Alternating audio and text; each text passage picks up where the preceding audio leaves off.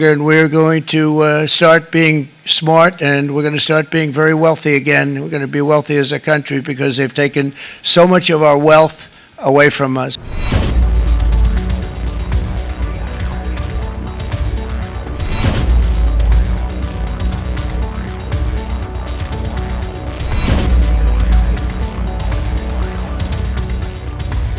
President Trump has just announced a series of measures that are going to fundamentally change the international trading system. Now, in doing so, he has preserved a number of important elements of our relationship, the commercial relationship between Canada and the United States. But the fentanyl tariffs still remain in place, as do the tariffs for steel and aluminum.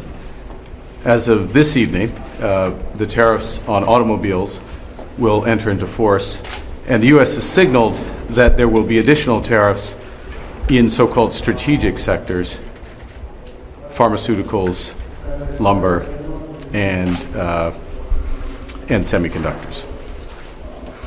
So we're in a situation where there is going to be an impact on the U.S. economy, which will build with time. In our judgment, it will be negative on the U.S. economy. That will have an impact on us.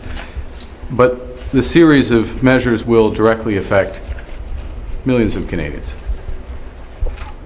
We are going to fight these tariffs with countermeasures. We are going to protect our workers, and we are going to build the strongest economy in the G7. In a crisis, it's important to come together, and it's essential to act with purpose and with force. And that's what we will do. The unilateral action that the Trump administration has taken today against every nation in the world does not come as a surprise.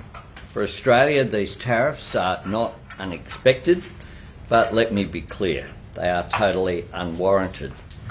President Trump referred to reciprocal tariffs. A reciprocal tariff would be zero, not 10%.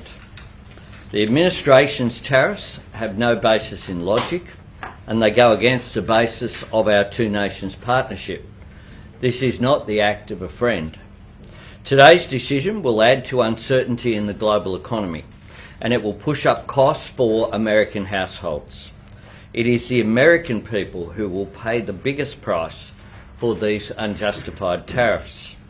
This is why our government will not be seeking to impose reciprocal tariffs. We will not join a race to the bottom that leads to higher prices and slower growth. We will stand up for Australia. We will continue to make the strongest case for these unjustified tariffs to be removed from our exporters. Our existing free trade agreement with the United States contains dispute resolution mechanisms.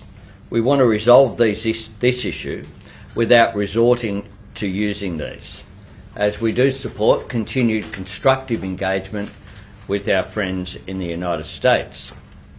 Our shared history, our friendship, our alliance, these are all bigger than a poor decision. But the Australian people have every right to view this action by the Trump administration as undermining our free and fair trading relationship and counter to the shared values that have always been at the heart of our two nations' long-standing friendship. This will have consequences for how Australians see this relationship. These are uncertain times, but Australians can be absolutely certain of this. Our government will always stand up for Australian jobs, Australian industry, Australian consumers, and Australian values. That is why we've been crystal clear with the United States about what is not up for negotiation. Australia is a great trading nation. 1 in 4 of our jobs depends upon trade. But we'll never trade away the things which make us the best country in the world.